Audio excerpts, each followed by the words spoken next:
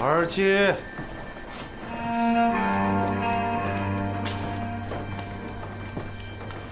28、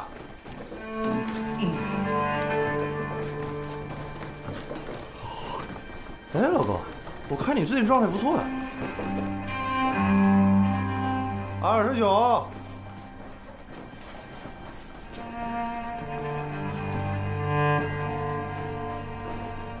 30、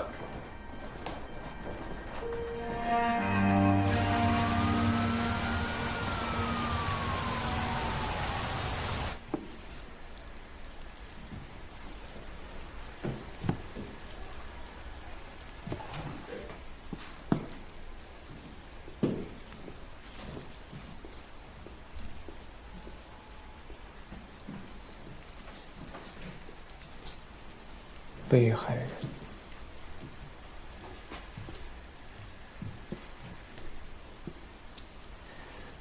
江婷和梅珍，梅珍和李沐风，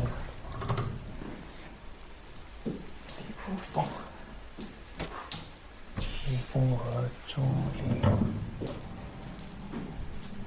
被害人。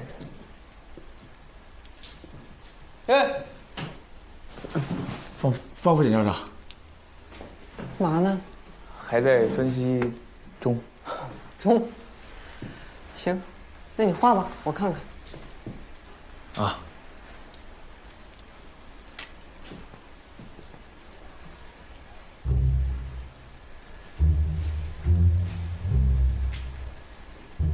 你这有点画不下去了吧？对案情不了解，不就越画越乱了吗？现在是有点乱，但我觉得这3个案子之间有相互联系，我想把它们梳理清楚，这样我就能知道段主任是谋杀还是正当防卫。啊。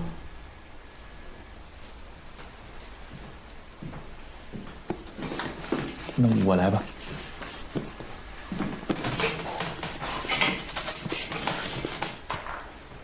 14年前，李沐风为了梅珍杀了周玲。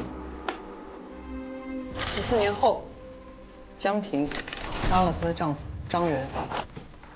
段洪山杀的周德龙是周玲的父亲。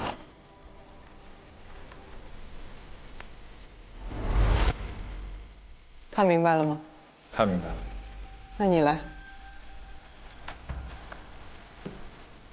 周德龙憎恨杀害了他儿子的李沐风和梅珍，并且潜伏在段主任家隔壁。14年前，江婷作证，李沐风和梅珍之间有情感纠葛。但是在14年后，江婷杀害张元，被他陷害过的梅珍却出面替他作了证。2个案子的主办检察官都是段洪山。所以这上面的每一个人都和14年前那个案子有关系。不对。所以，只和一个人有关系。段洪山。方副检校长，你为什么总觉得段主任是幕后黑手啊？我什么时候说他是幕后黑手了？您不就是这意思吗？我什么意思呀？您不就是怀疑段主任吗？我怀疑段主任怎么了？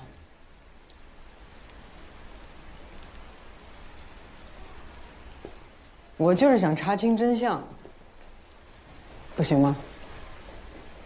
那接下来，你准备怎么查清真相？有点饿呀，吃口东西吧。哎，你还没告诉我呢，方副检察长。3案并查。3案并查。方副检察长。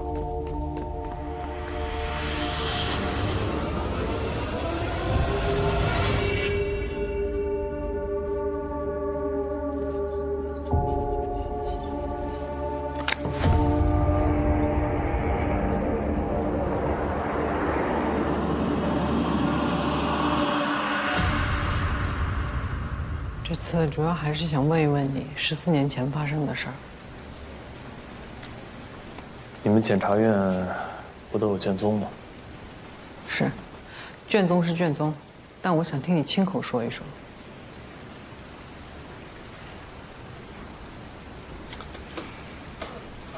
还没想到，就这么多年过去了，还要再说一遍这个事儿。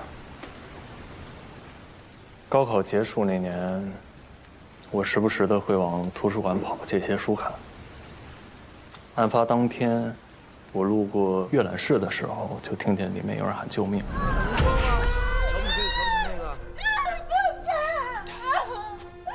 我进去一看，就发现周林正在侵犯梅正。我当时脑袋一热，就冲过去把周林推开，拽着梅正就往出跑。但周林手里面有根棍子，他追上我，照着我的后头就给了我一下。松开，走啊！松开，有人吗？有人吗？但说实话，当时挺害怕的。我肯定是打不过周林。我倒地以后呢，他就不停地殴打我。别打了，别！有人吗？有人吗？别打了，别打了，别打了！有人吗？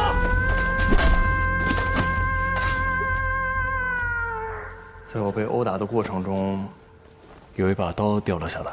我当时很害怕，所以就抢先夺刀。这个过程中，我没有办法，就进行了反击。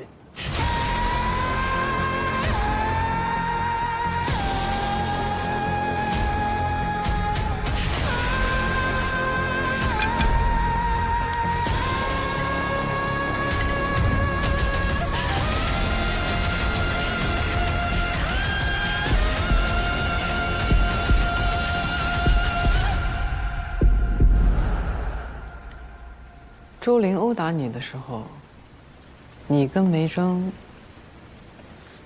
没有呼救过吗？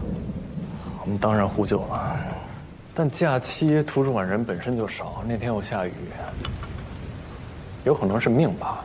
反正案发现场就是没有一个人，一个证人都没有。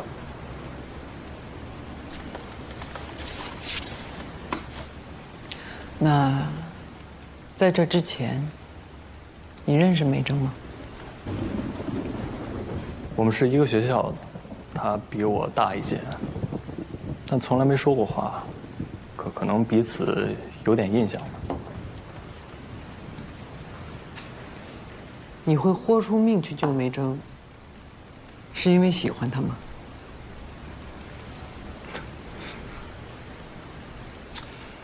这个问题是4年前他没问过，但救一个人不需要以喜欢为前提吧？所以就是刚好经过，正好看到，然后见义勇为。如果真的算是见义勇为，我就不会被判刑了。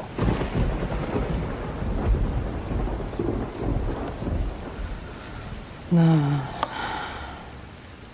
段宏山当时起诉你防卫过当，然后判了4年，你一点都没有怪过他。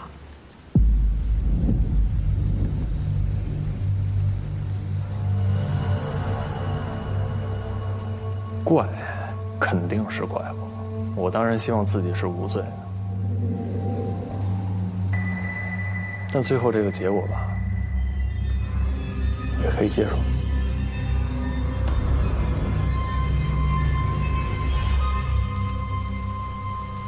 李沐风替段宏山作证，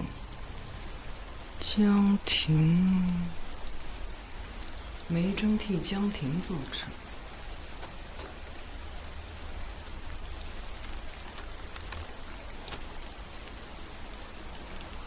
大学放假了，我想回学校看看。大学放假了，我想回学校看看。还在图书馆里借了书。我在3中读书的时候就很喜欢去图书馆。那天，阿姨，阿姨，阿姨，阿姨，还一下书，阿姨，阿姨。哦。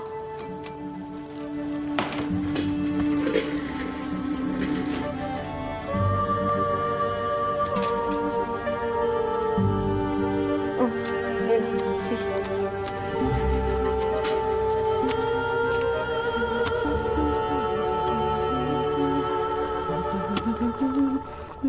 那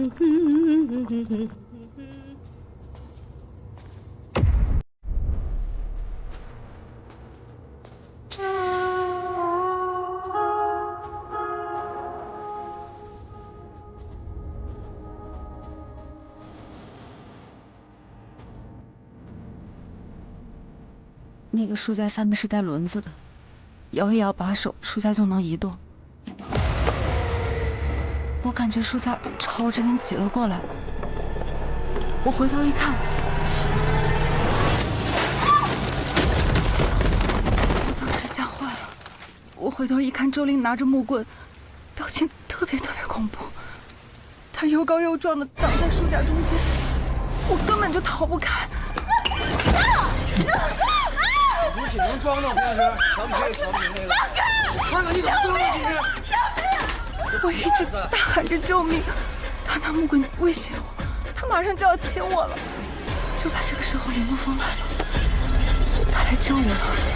当时李沐风拉着我要往前面跑，可是周琳拿着木棍把李沐风给打倒了，不断的打他、踹他、辱骂他。我当时很害怕，我就在墙角蜷缩着。周琳力气太大了，她太狠了，可能是真的害怕被打死吧。在周琳再次攻击她之前，我看到有一把刀掉了下来，李沐风捡起刀朝她刺了过去。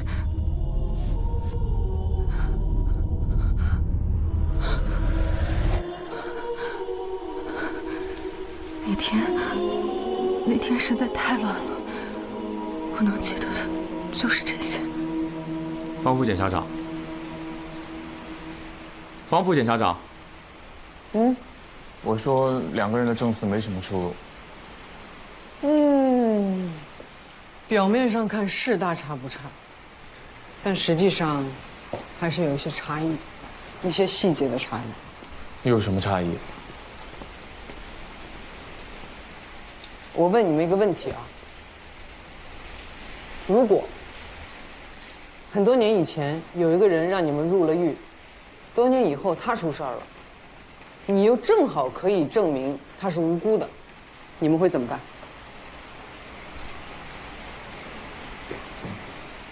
哎呀，说说嘛，你说。你又不敢说，你小弟怎么办？如果他真的害了我，我可能会选择保持沉默。方副检察长，我认为啊，李沐风为段宏山作证，和梅珍为江婷作证其实是一样的。如果梅珍不知道江婷曾经诬陷过他的名誉，帮他作证，很可能是出于同情。同样的道理，14年前，如果李沐风是为了感谢段宏山做了从轻处理，那么他很有可能会为了帮助段宏山，做了伪证。所以，现在所有的关键就是我们要知道，14年前李沐风对段宏山到底是感激还是恨，对吧？那他对他感激还是恨？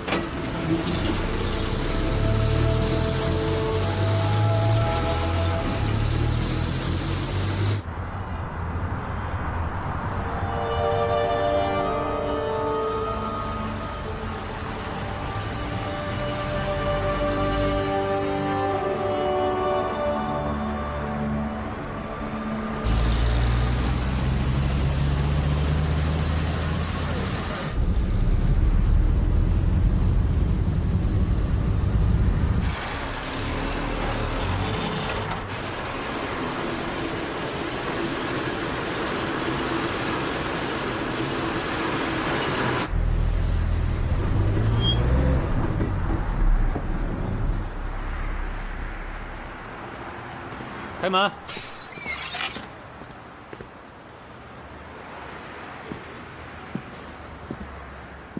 例行检查，大家配合一下，拿好身份证，都下车。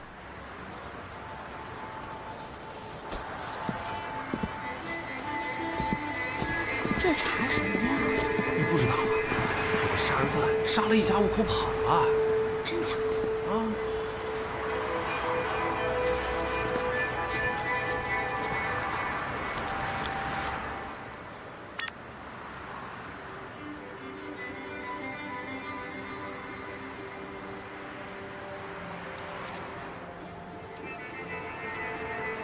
过来一下。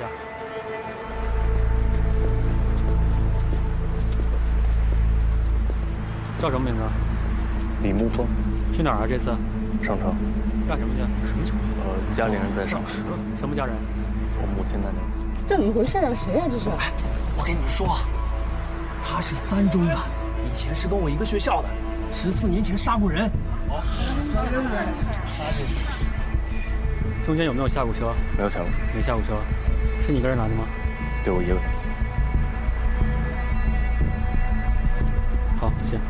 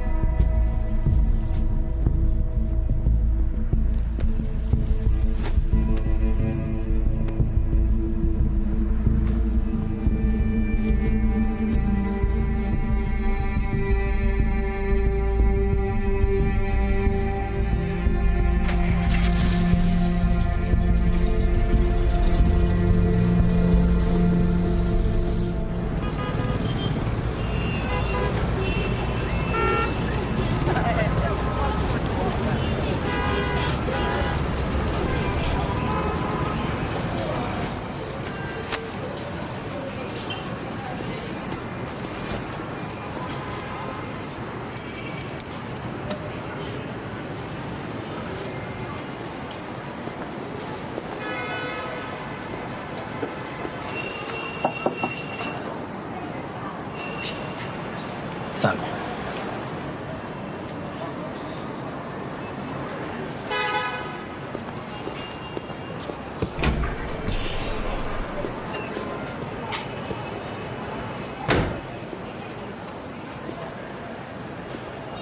坐吧。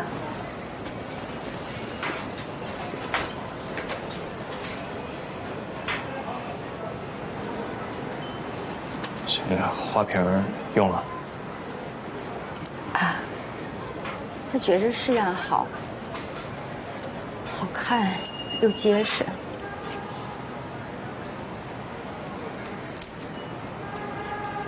头发没想着再聚一聚。老了，我就认。你怎么突然来了，也不打个电话？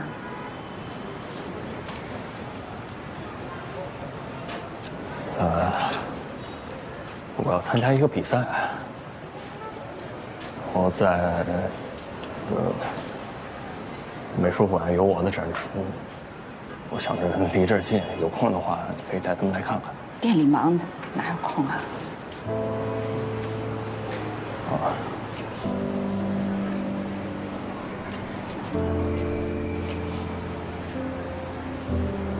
你放这儿吧，有空我一定去。好，这是门票。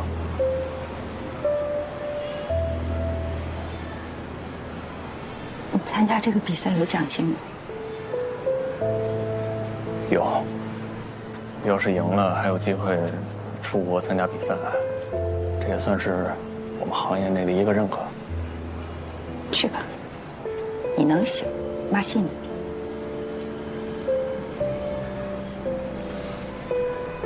我小时候您对我说，你努力一定会有结果的。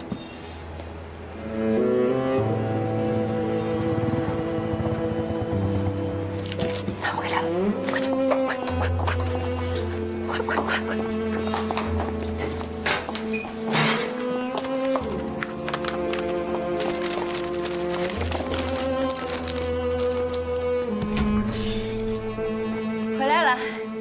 啊。哎，那小升初的事儿，你打听怎么样了？说是下礼拜开始，有好几所学校就能报特长生了。咱们小宝这个英语不是还不错吗？我觉得实验中学的英语特长班就不错。挺好的呀，那就去试一试。问题是，你那个儿子，他怎么了？就他案底的那个事儿啊，会不会影响咱们小宝上学啊？我之前去派出所问过，说是除非报考国家机关政审有点问题，其他应该都没什么事儿。什么叫其他应该都没什么事儿啊？万一小宝将来就要报考国家机关呢？咱们这不是相当于把他的未来扼杀在摇篮里了吗？对不起啊。其实你当初啊就不应该骗我，不要瞒着你和你前夫那个儿子的事儿。如果当时我知道那事儿，我还敢要孩子吗？他的事影响不了我，但能影响我们孩子的前途，你懂不懂？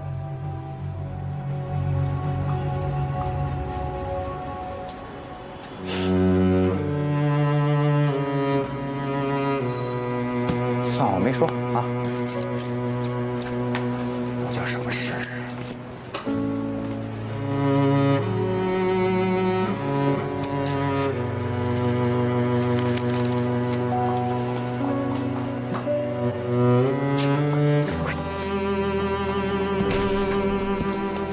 妈，对不起。你没什么对不起我，你是对不起你自己。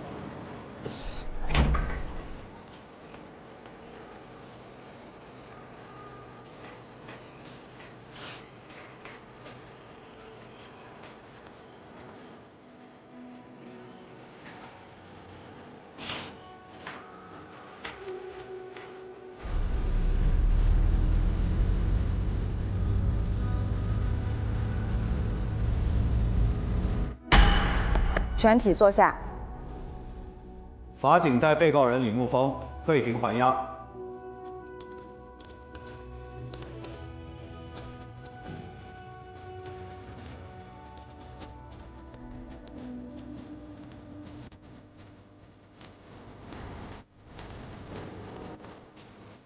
吃卡习惯了，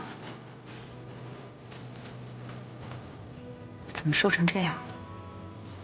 你想吃啥？下次妈给你带来。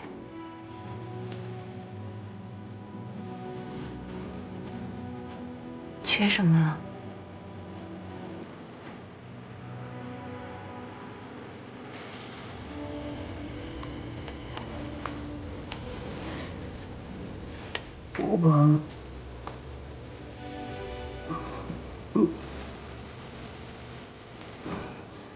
反正我现在过得还行，不用担心。你放心。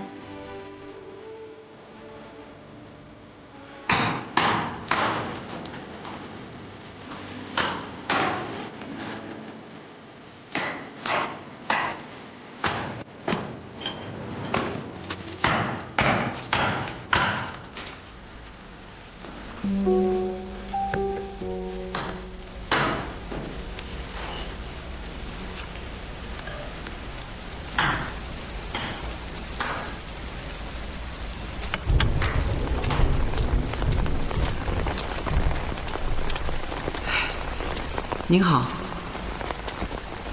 您好，有什么事？您徒弟在吗？他在做玻璃，希望你暂时不要打扰他。我不找他，我找您。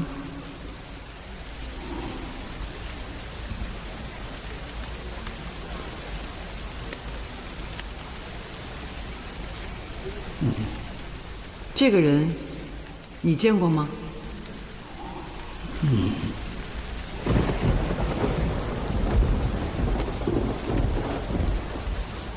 大概半年前，他来过这里，还打碎了您的一个玻璃作品。我的作品只有我能砸，别人不能。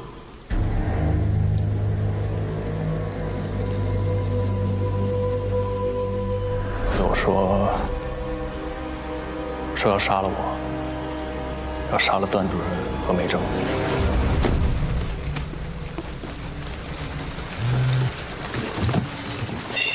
来，玉米。哎，谢谢姐。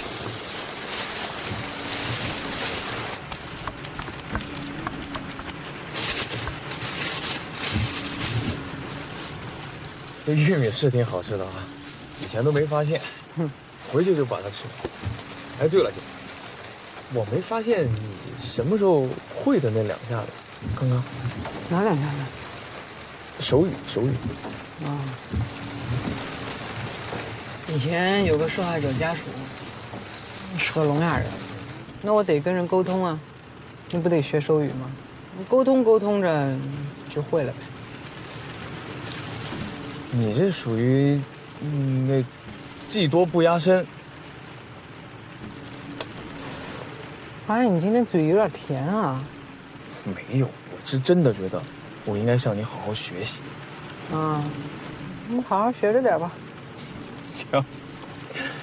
哎呀，李沐风肯定也没有想到你还会手语，还能抓住时间和他师傅确认。他现在算做伪证了，咱们要不要去把他带回检察院呀？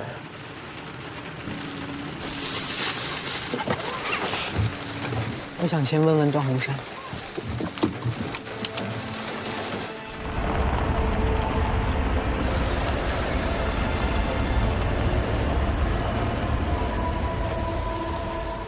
你在我心里一直是一个很优秀的检察官。上学的时候，我们就听说过你的很多事情，你说过的很多话，我到现在都记得。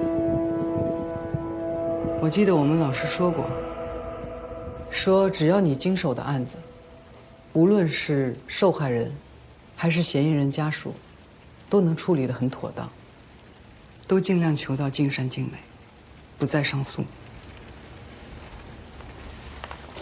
在这一点上，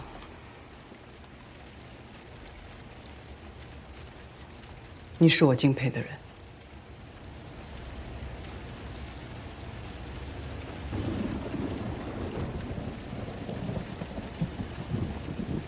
这一招我之前也经常用。当犯罪嫌疑人觉得检察官是在为他着想，那这就是一个非常危险的信号。在这里，嫌疑人除了可以会见自己的辩护律师，真正能说上话的人，也就只有检察官了。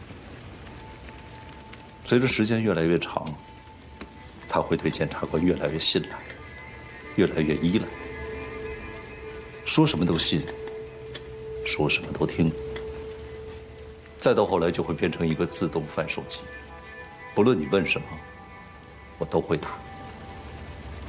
对吧？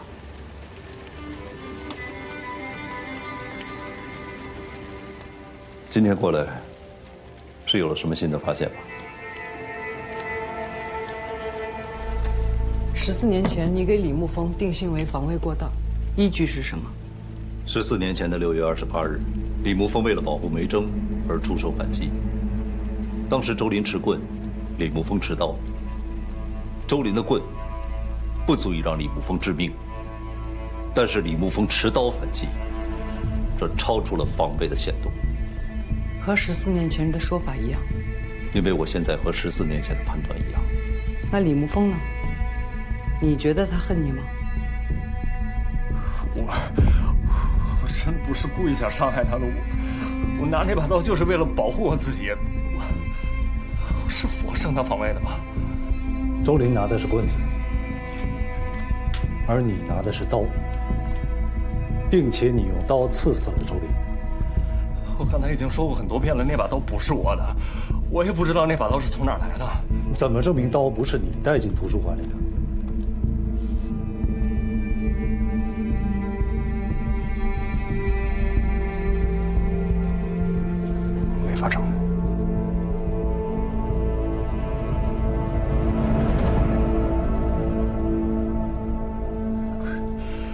没有办法证明那把刀就是我的吧？我们会去查明刀的来源，但是，当时那把刀已经在你的手里了。你完全有机会持刀护卫，但是你并没有选择这样去做，而是选择了持刀伤人，这已经超出了防卫的限度。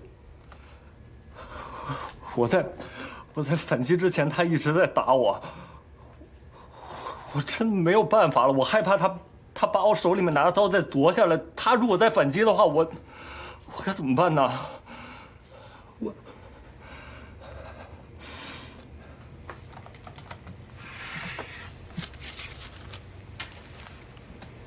李沐风，高考第一志愿，你报的是政法大学的法学院。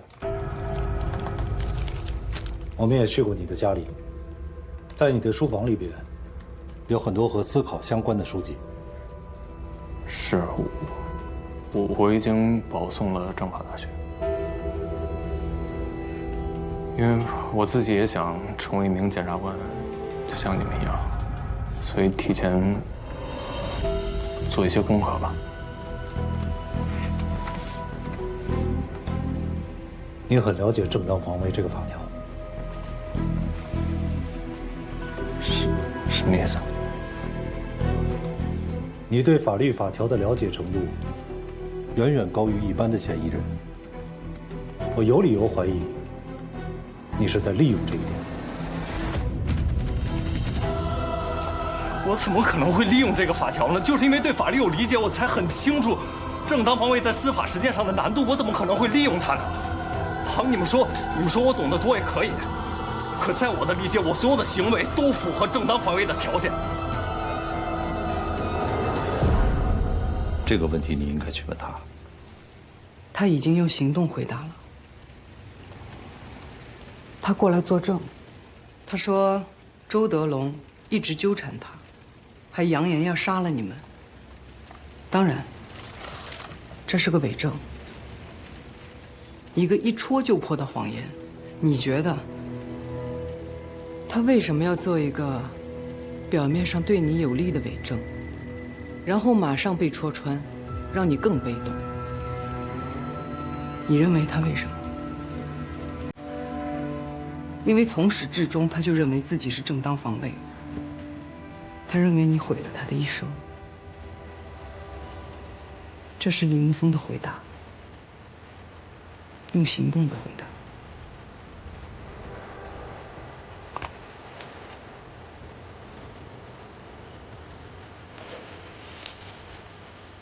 段主任，有一句话，我们俩应该都烂熟于心了。你应该记得，你办的不是案子，是别人的人生。我的人生现在在你手上。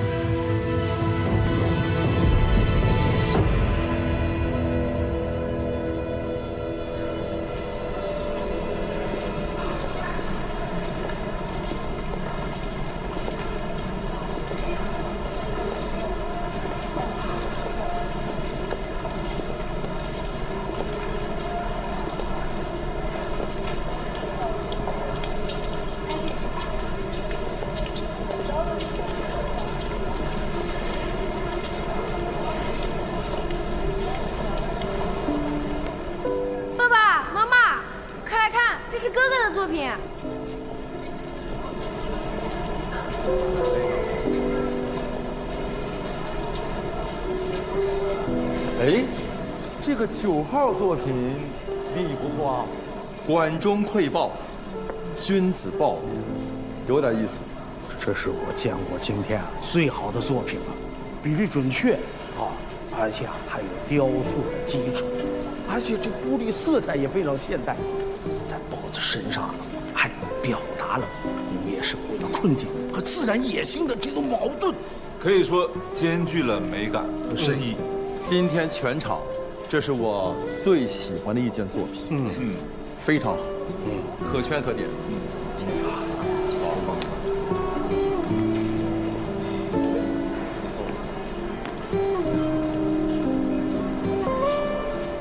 紧张吗？有一点吧。结果应该不错吧？不知道啊，结果还没出呢。结果已经写在评委脸上了。我也觉得你的作品挺好的。那你应该不是为说这个才来的吧？跟我走一趟吧。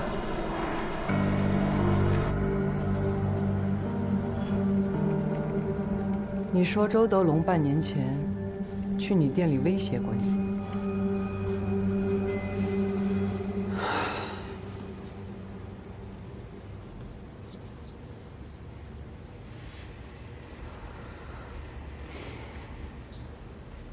你知不知道，做虚假证明意图陷害他人是要被判刑的？你还想进去是吗？我也没想到你还会手语。你没想到的事情多了。但那条短信是真的，这也可以证明周德龙对我有杀意。既然你知道短信可以证明，为什么还要撒谎呢？我怕我不这么说，你们不会觉得我的生命受到威胁了。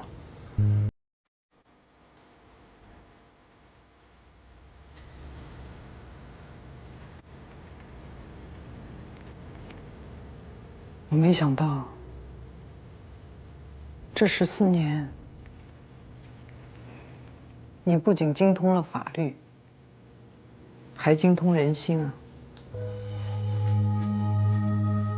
当年我的案子，即便是被殴打，即便是现场出现了刀具，可最终的认定也是我的生命没有受到威胁。人们总会低估其他人受到的危险，我只是希望你们能正视我。这是你做伪证的理由吗？你们眼里只有正义，只有一个人是真心为我着想。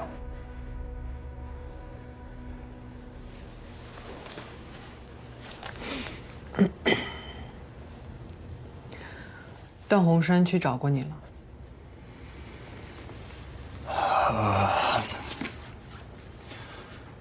我出狱以后找不到工作，我父母也不要我了，就连住的地方也都没有。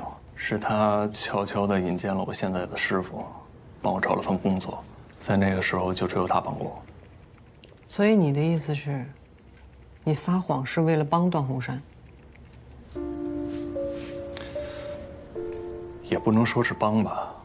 周德龙既然想袭击我，同样也会想要袭击段主任。在他的眼里，我们都是敌人，不是吗？段洪山还跟你说过什么？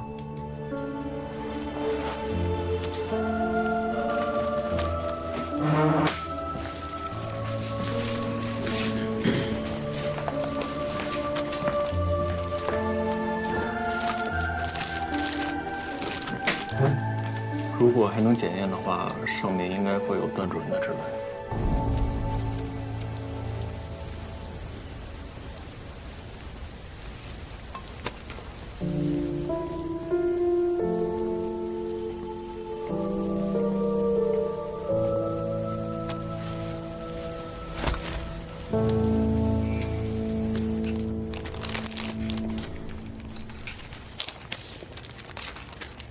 他去找你，就是为了鼓励你去参加这个比赛。他还说，14年前正当防卫是个沉睡的法条，法院不能判我无罪。可现在，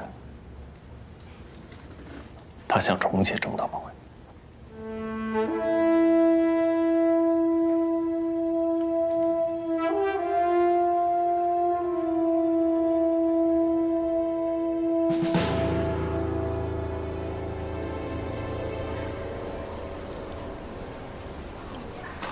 如果要这么看啊，这件作品啊，让我说也没什么了不起。如果是普通人想的点子，那确实巧妙。借用牢笼的意象，映射的却是自己坐牢的真实经历，这一点高级感全没了，平庸，甚至是非常的低级。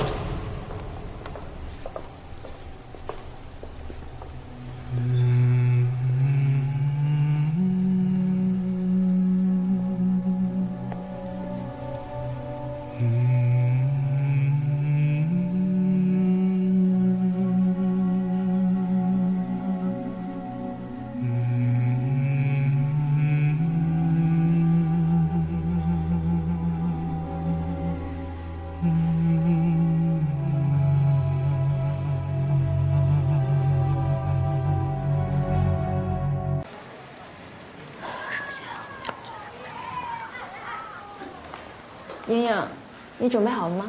嗯，那我们开始吧。好。戴老师，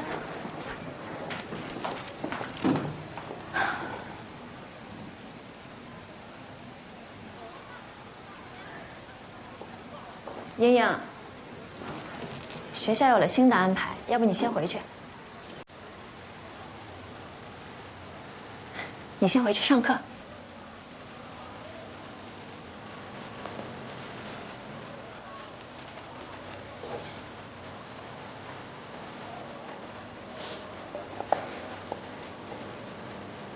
下次还有机会。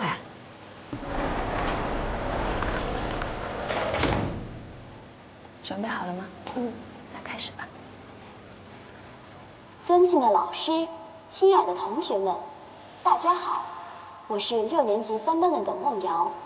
今天，我想和大家一起探讨的是一个重要的话题：真方守法，小人守，共建和谐社会。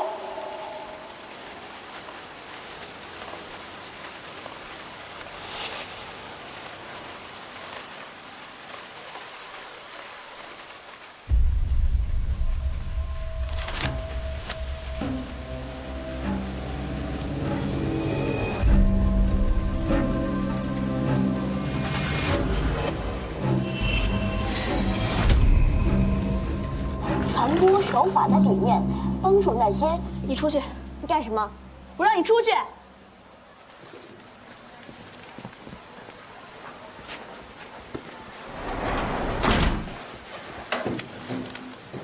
我是段莹莹，是谁摘了我的画？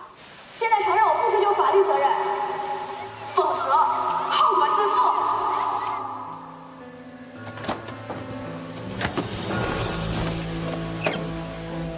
你侵犯了我爸爸的肖像权和名誉权，我要求你今年之内必须在校广播站向我爸爸道歉。民法规定，任何组织或者个人不得以丑化、污损或者利用信息技术手段伪造的方式侵害他人的肖像权。任何组织或者个人不得以侮辱、诽谤的方式侵害他人的名誉权。我非常严肃地告诉你们，你们现在违反的不是校规，是国法。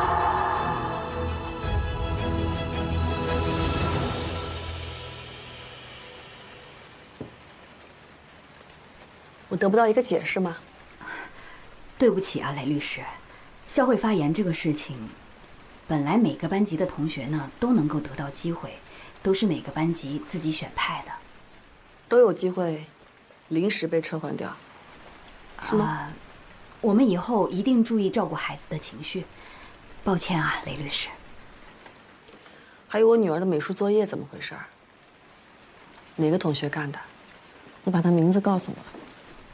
雷律师，情况是这个样子。你把他名字告诉我。今天的校会发言呢，是关于培养孩子的法律意识。把他名字告诉我，有这么难吗？雷律师，您听我解释。现在知道保护孩子了。我呢，我的孩子被人欺负的时候，你在干什么？我了解您的感受，我知道这个事情对孩子的打击特别大。换做平常呢，我们也不会这样。但是段主任现在这种局面，我们有难处。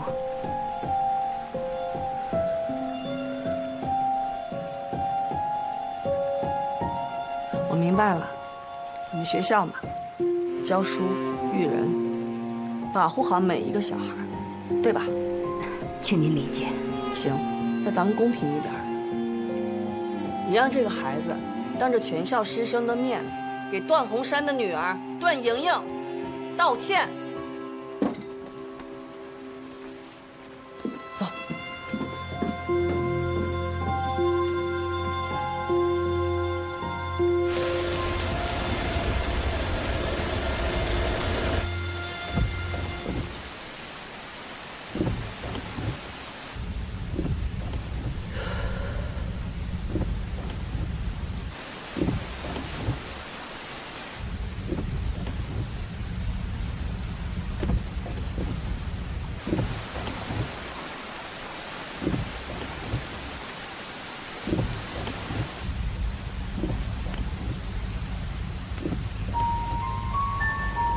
咱们出去吃吧，我带你去吃汉堡包。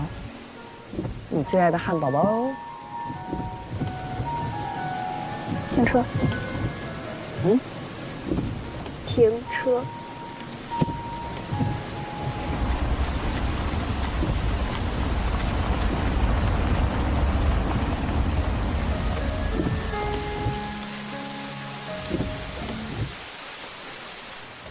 洋洋，别不开心了。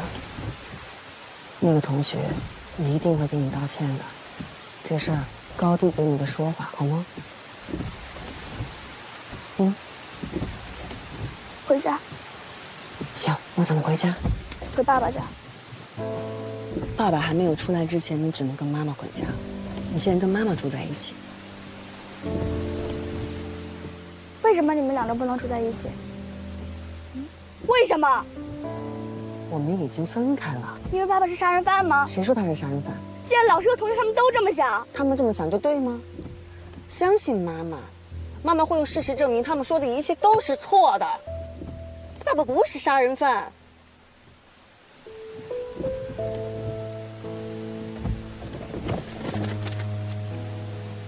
为什么扣我的心？为什么？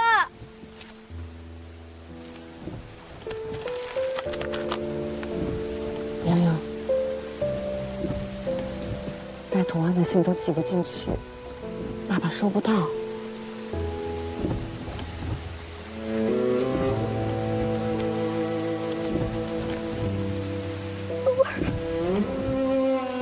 我有话想告诉爸爸，我想告诉他，我很想他。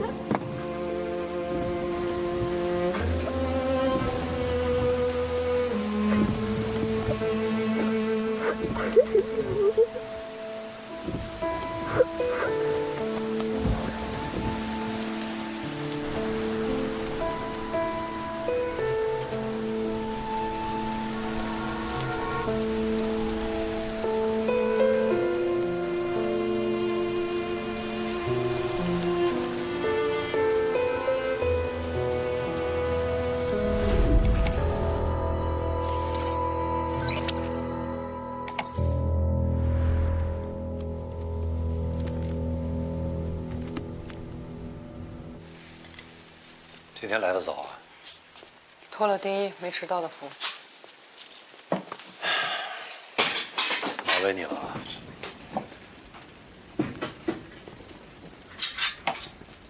数据恢复出来了吗？这个暂时无可奉告。李沐风告诉我，你鼓励他去参加一个玻璃工艺的比赛。最近你好像很关注他，他去了吗？获奖了吗？和案子有关的人我都关注，包括你。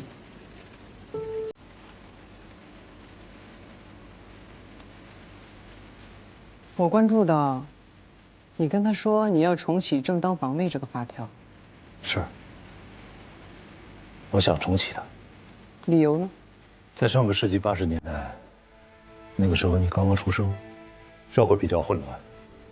有很多人会顶着正当防卫的名头，互殴伤人，所以当时我国的司法系统就决定，要严格的把握正当防卫的几种条件。它在人们的心中，也就成了一个沉睡的法条。所以你觉得现在是时候了，是一个时机？时代在进步，已经30-40年过去了，就连我们国家的法律，都一直跟着时代的进步而不断进步。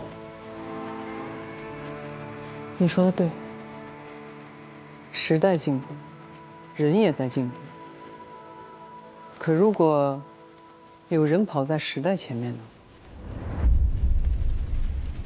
我们都知道，法要去智去巧，为的就是防止有人利用法律。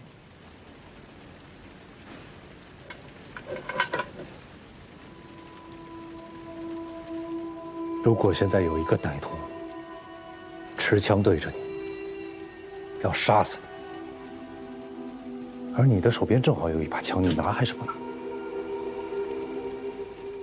子弹击中你只有一瞬间，在这生死攸关的一瞬间，你会去想自己的行为是合法还是不合法吗？你说的是极端环境，不要偷换概念了，段宏山。抽象的思考会带来希望。我也想问你一个问题，你问。如果我们这些执法者都裹足不前，无视人们在危急关头自卫的权利，那我们的法律究竟保护的是什么呢？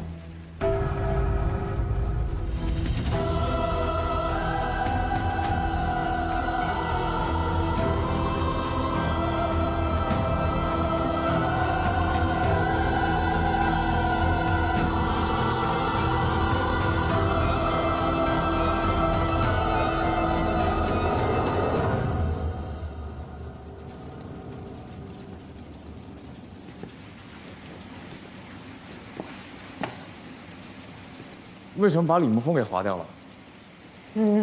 我觉得他不是计划一切的人。怎么会呢？我现在反而觉得他的嫌疑最大。他对邹伟正的事情挺坦然的，而且他也承认了，说段宏山当时那么办案子是帮了他。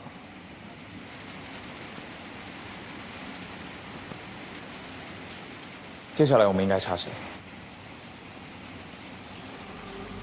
被举报人杀了举报者，会是巧合吗？我们对比了死者和匿名举报信上的笔迹是一样的，可以确定写这封信的人就是死者周德龙。段宏山与14年前自己案子的当事人梅珍走得很近，又与梅珍和江婷合谋杀人，利用职务之便轻判江婷，会给江婷以正当防卫的名义无罪释放。不要提供线索，这个死者我认识他。你怎么认识周玲的父亲？因为他一直觉得是我害死了他儿子。江婷捅了张元7刀，这个很难不让人怀疑是谋杀。谋杀？那这个人要怎么确定江婷一定能把张元杀死呢？还是你怀疑梅珍和江婷早就串通在一起？我要段主任来，段主任在哪儿？段主任呢？段主任呢？死咬正当防卫，等待补充侦查。如果没有新的证据，就可以无罪释放。这是你的计划吧？你们检察官有回避原则，你不能负责我的案子。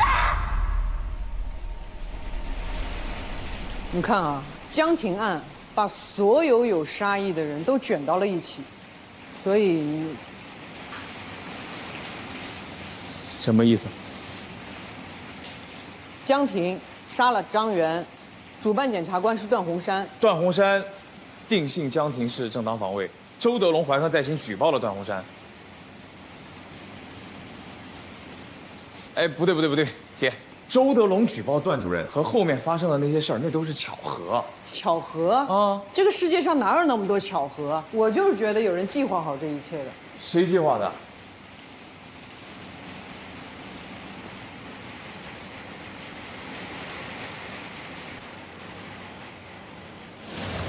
所以在张元闯进来之前，家里有没有进过别的人？没人。张元生性多疑，看见只公鸡，都觉得能给他戴顶帽子。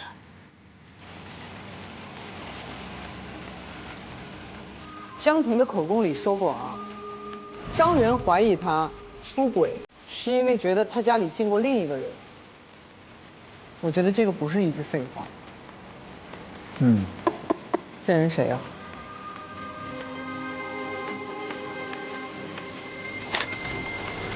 谢谢您啊。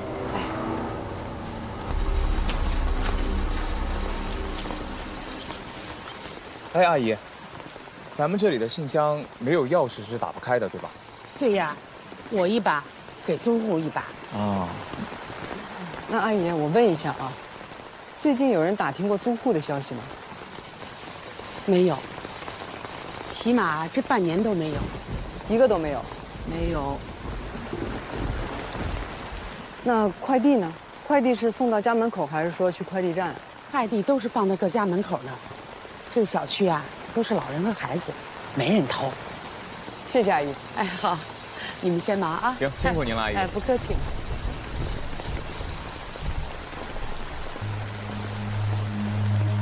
不觉得奇怪吗？哪里奇怪？从楼下往上看，根本看不清这家人到底住的是谁。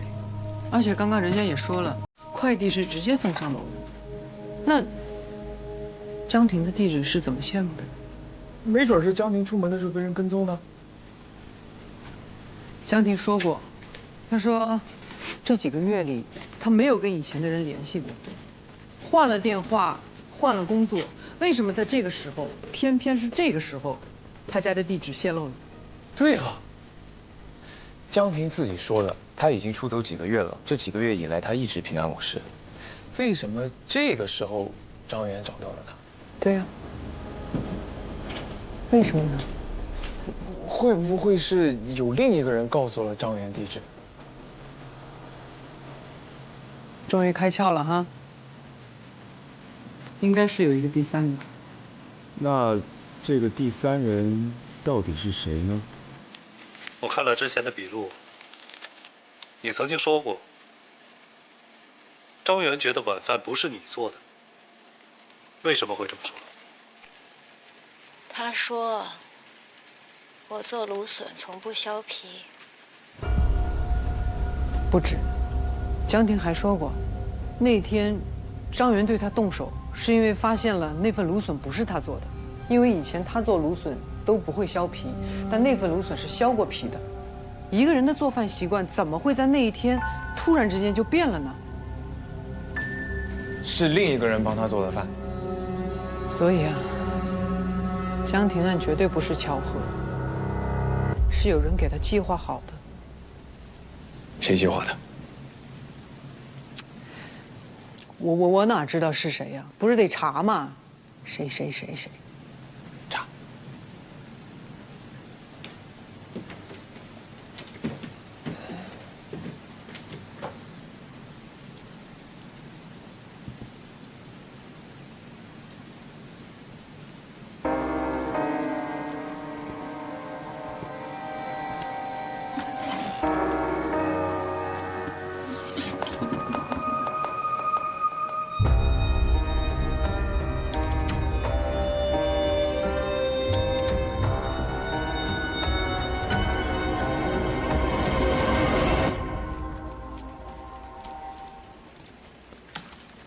要实在睡不着，就可以按左手虎口的穴位，助眠的。我看你黑眼圈挺重的，最近没睡好吧？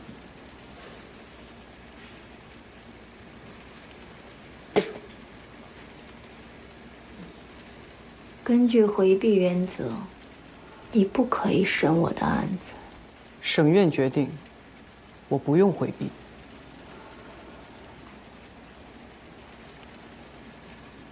开始吧。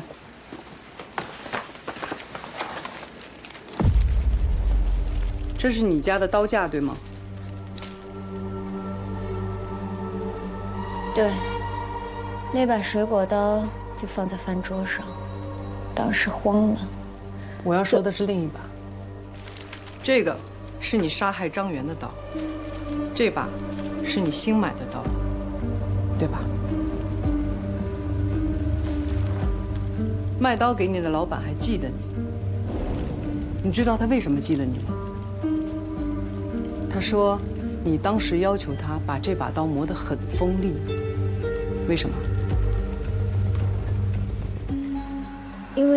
因为那把刀坏了，所以你要买把新的。那把刀是坏了，所以我重新买了一把。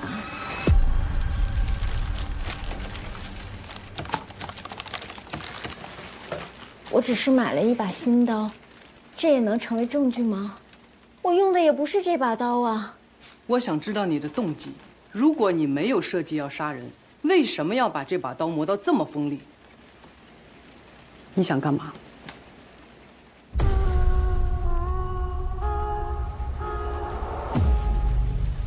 那我们换个问题，芦笋谁做的？我做的。你做的。你以前做芦笋从来不削皮，唯独张元来的那天你削了皮。你觉得你的回答合逻辑吗？我再问你一遍，芦笋谁做的？这芦笋做的好吃啊，可惜不是你做的。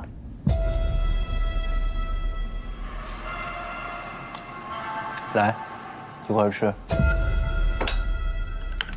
吃一下啊，来啊，尝一口啊！我妈个婊子！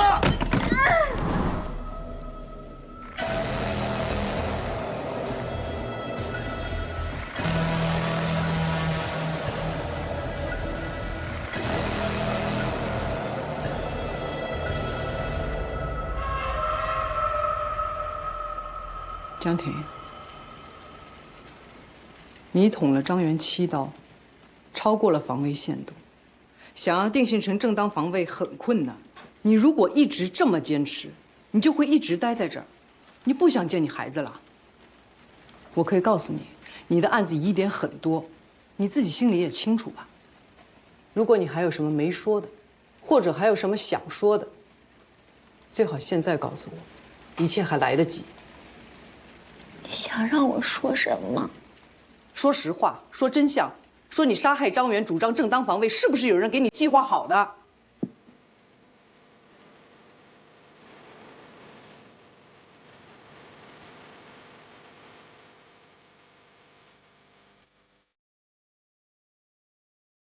没人帮我凑合。张元打了我，我只能反死。我就是正当防卫。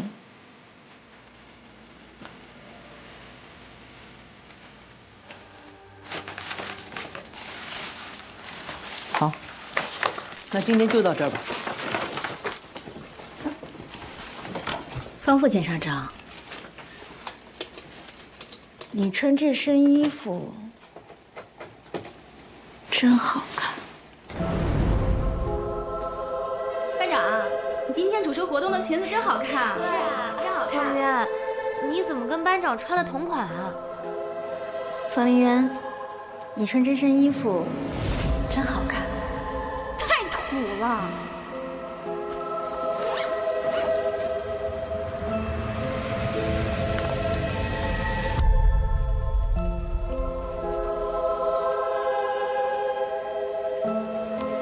方副检察长，方副检察长，走吧。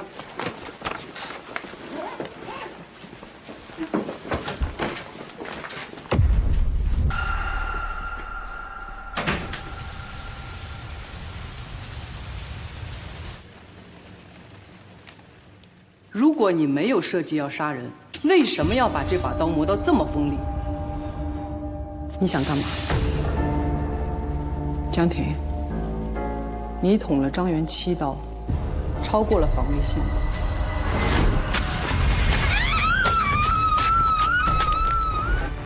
想要定性成正当防卫很困难，你的案子疑点很多，你自己心里清楚。你不想见你孩子了。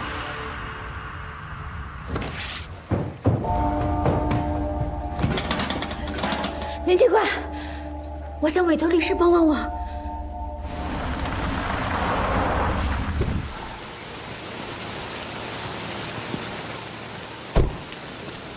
雷律师，麻烦你了。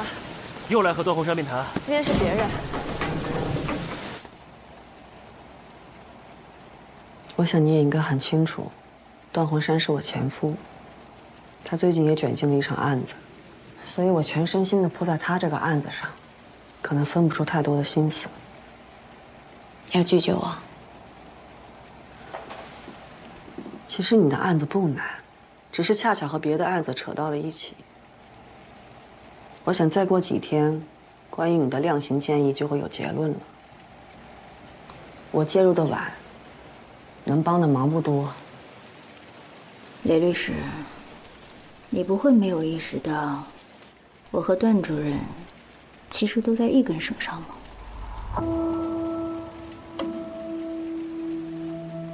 我为了自保，杀了我丈夫，段主任要定性我正当防卫。如果我没猜错的话，段主任被人举报，才发生后面的一系列事。如果最后我被判故意杀人，那段主任会怎么样？那举报就是真的，段洪山有口难辩。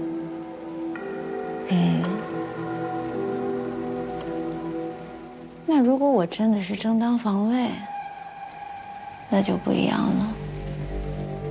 段主任没有做错，他也不在乎什么举报，他是无辜的。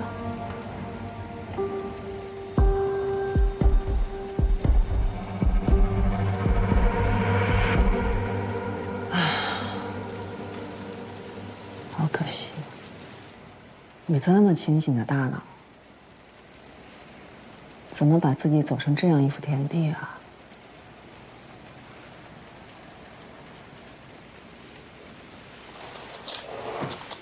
你说你丈夫常年家暴你，精神上虐待你，为什么要一直忍着？为什么不解决？只有杀人这一条路吗？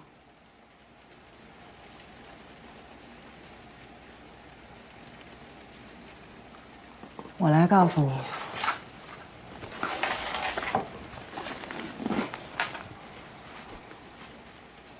家暴男就该死。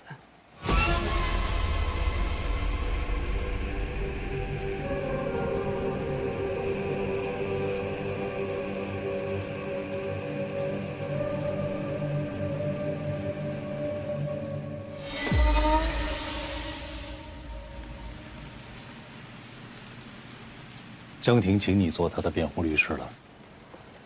我现在是他的救命稻草，他当然要死死的抓住我呀。但是他的情况比你好不了多少。那7刀，是他绕不过去的难题。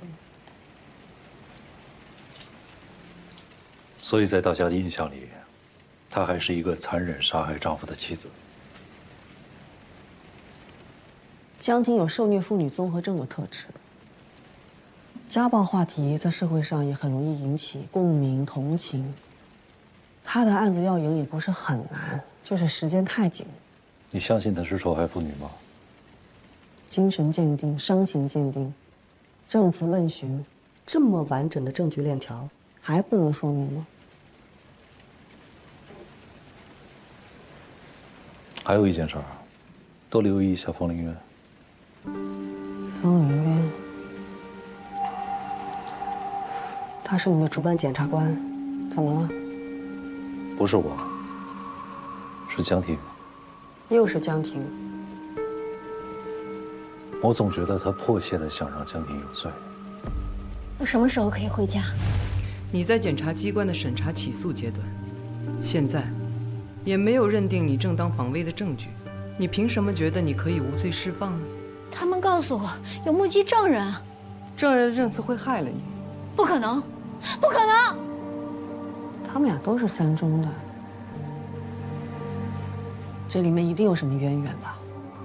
如果能够发现方凌渊和江婷之间的秘密，这3起案子，说不定又会有另外一个结果。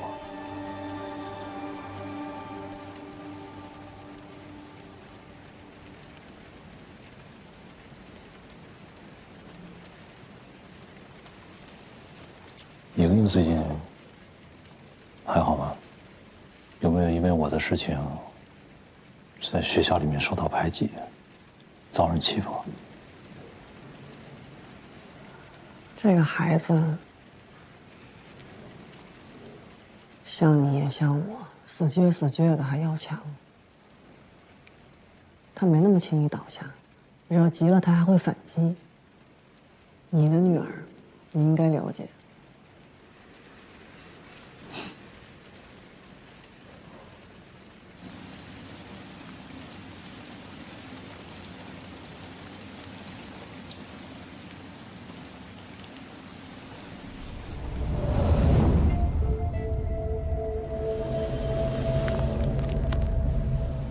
方副检察长是5研3中毕业的。是，怎么了？当时在学校的时候，认识江婷和张远吗？不熟。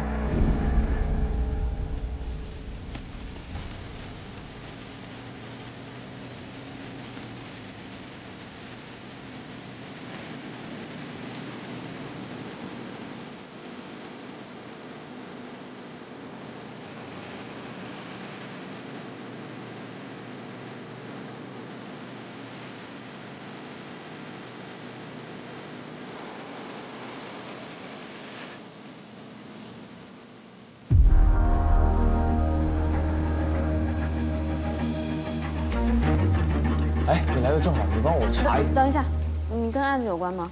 有啊。那我帮不了你啊，你自己弄吧。不是，你就帮我